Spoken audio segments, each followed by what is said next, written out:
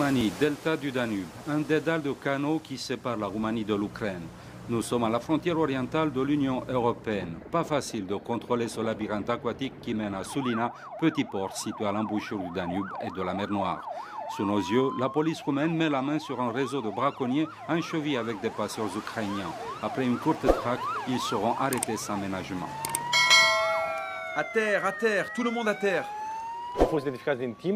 Nous les avons identifiés à temps et notre intervention a été rapide. Il ne faut pas les laisser débarquer sur terre parce que c'est plus compliqué de les arrêter. Nous serions obligés de mobiliser plus de policiers et ça nous coûterait plus cher.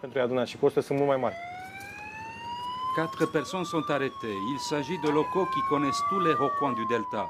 Quand ils ne pratiquent pas le braconnage, ils jouent au passeur entre les deux rives, un métier plus lucratif qui, cette fois, leur a coûté cher. Ils risquent plusieurs années de prison. Nous sommes à bord d'Étienne le Grand, le fleuron de la flotte des frontières roumaines et le cerveau des opérations menées sur le Danube et sur la mer Noire. Lancé en 2010, ce navire a coûté 32 millions d'euros, entièrement financé par une Union européenne soucieuse de verrouiller cette frontière maritime. Car la côte roumaine, qui s'étend sur plus de 200 km, pourrait devenir un jour la frontière orientale de l'espace Schengen. Nous nous préparons pour les futures missions lorsque cette frontière sera dans l'espace Schengen. Nous avons déjà eu un premier cas d'immigration illégale. Un groupe de 35 Syriens est venu de Turquie et a essayé d'entrer sur notre territoire. Constanța, le port roumain sur la mer Noire, est le port d'attache d'Étienne le Grand. C'est ici que les réfugiés syriens ont débarqué par dizaines. Après avoir été arrêtés en mer Noire, ils ont été logés dans les 6 centres d'asile dont la Roumanie dispose. Leurs visages ne peuvent pas être montrés, mais l'un d'entre eux accepte de témoigner dos à la caméra. Je viens d'une ville qui est maintenant en pleine guerre. Chacun de nous essaie de s'enfuir pour trouver un endroit sûr pour sa famille. Mazen, d'origine syrienne, est arrivé au début de l'année avec son épouse et ses 2 enfants. La famille a déjà obtenu l'asile politique. Ils vont bientôt obtenir une carte de séjour. La chance leur a souri encore plus depuis qu'ils ont été pris en charge par une famille roumaine et ont ainsi trouvé un pays d'adoption. Nous avons décidé de rester ici et de ne pas nous accrocher à notre passé. Nous ne pensons qu'à l'avenir de nos enfants. Face aux inquiétudes de Bruxelles, la police roumaine tient à faire étalage de sa bonne volonté, jusqu'à nous laisser pénétrer dans le sein des saints, leur quartier général à Bucarest. Toutes les opérations de la police sont coordonnées ici. Il suffit d'un clic pour voir ce qui se passe en temps réel sur l'ensemble des frontières. Ces dispositifs permettent aussi de coordonner des opérations policières menées simultanément dans plusieurs pays. Avec ce nouveau siège et ces équipements, la police roumaine des frontières veut montrer qu'elle est compatible avec tous les États membres de l'espace Schengen. Une volonté manifeste affichée dans ces exercices répétés sous l'œil des caméras. Passage de migrants, contrebande ou attaques terroristes, la police s'entraîne pour toutes les situations qui pourraient représenter un jour une menace pour les frontières et pour préserver l'espace de libre circulation en Europe. Arrêtez, police des frontières! Les mains derrière le dos, les mains derrière, je te dis. Les Roumains espèrent bien profiter de la liberté de circulation dès le 31 décembre. Mais ce désir se heurte encore à la frilosité des pays de l'Ouest, notamment la France. Les Roumains pourtant veulent y croire et comptent sur cette nouvelle police des frontières pour renforcer leur crédibilité. Les migrants qui se font arrêter sont d'abord amenés au siège local de la police. Après une enquête rapide, ils sont renvoyés au centre d'accueil des demandeurs d'asile ouvert à proximité des frontières. Les candidats à l'immigration d'Afrique et d'Asie commencent à être attirés par ce pays qui pourra un jour leur ouvrir les portes de l'espace Schengen. Pour ceux qui y sont arrivés, une première étape. Je dois vous dire que l'apprentissage de la langue roumaine est très important. Votre intégration dans ce pays dépend de la connaissance de la langue roumaine. C'est pas une langue facile, c'est pas facile, mais c'est une langue latine. Quand je dis une langue latine, il faut savoir que l'alphabet ressemble à l'alphabet français, à l'alphabet espagnol, à l'alphabet italien. Mais dans cette histoire d'apprentissage, l'échange va dans les 2 sens. Je suis la professeure de roumain qui les aide à comprendre la grammaire roumaine. Mais eux, ils me donnent à leur tour de vraies leçons de vie. Yeboua Moussa Outara est un vétéran des immigrés venus de Côte d'Ivoire. Aussitôt après son arrivée, il a noué une relation avec une famille roumaine qui l'a accueilli à la maison. En échange, Yeboua donne un coup de main et essaie de s'intégrer dans son nouveau pays d'adoption dont il pratique la langue. Je me suis dit que si le destin m'avait emmené en Roumanie, ça veut dire que je dois faire ma vie ici. C'est l'expérience que je dois vivre et je suis optimiste. J'ai bien réfléchi et je me suis dit, donne-toi une chance ici et tu verras ce qui se passera.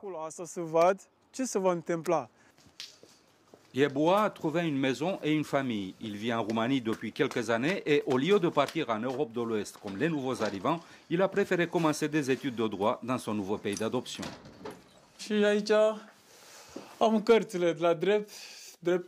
Voilà, ici j'ai mes bouquins de droit, droit pénal, droit financier. Ici j'ai le drapeau de la Côte d'Ivoire, c'est mon pays. Il faut quand même garder un peu de patriotisme dans le sang.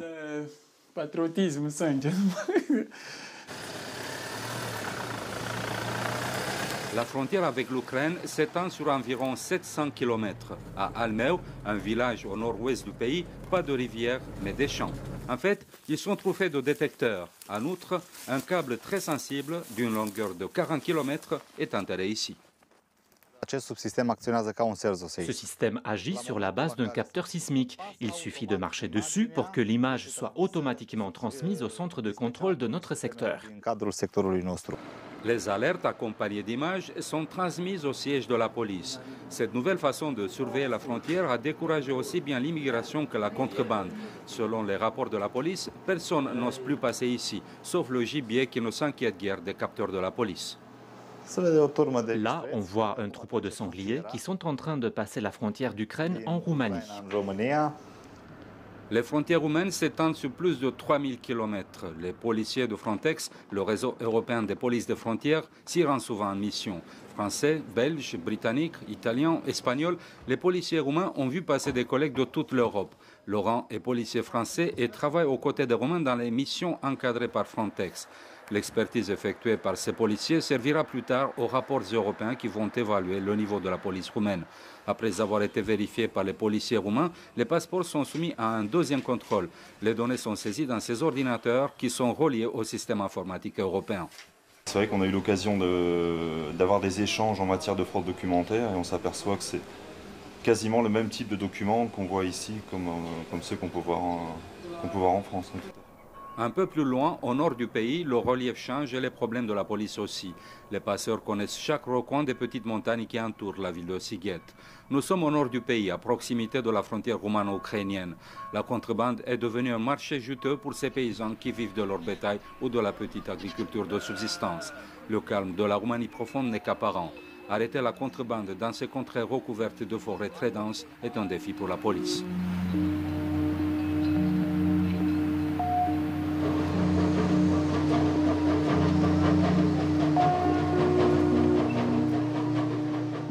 Seule voie d'accès dans ces montagnes, cette vieille voie ferrée. Mais ce train est réservé aux touristes. La police doit se contenter de vieux minibus qu'on a mis sur les rails. Ce n'est pas le grand luxe, mais malgré les apparences, c'est efficace.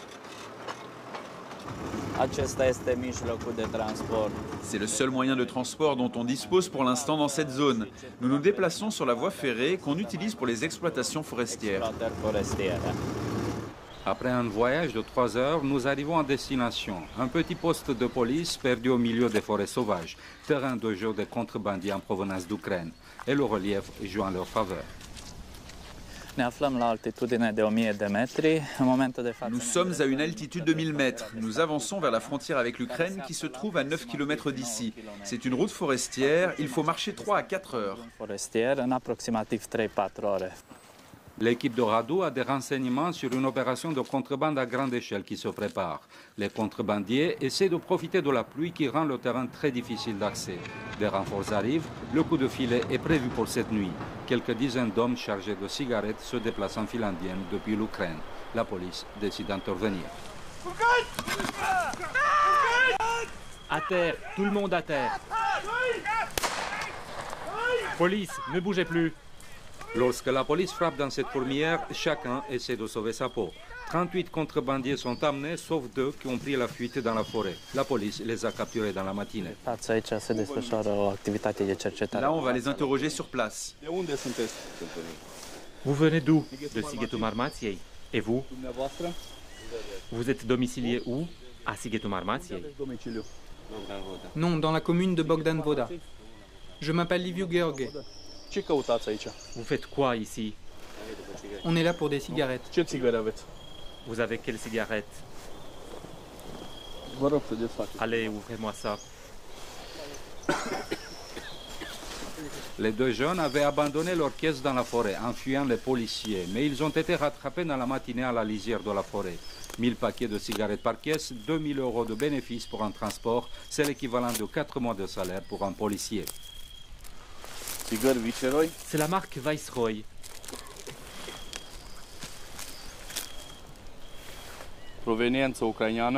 Origine ukrainienne, marqué en ukrainien, timbre ukrainien. Les contrebandiers nient tout, mais à la lisière de la forêt, les policiers ont retrouvé leur voiture qui devait transporter les cigarettes. C'est qui Turdasorin? Je ne connais pas ce papier. Alors c'est la voiture de Turdasorin?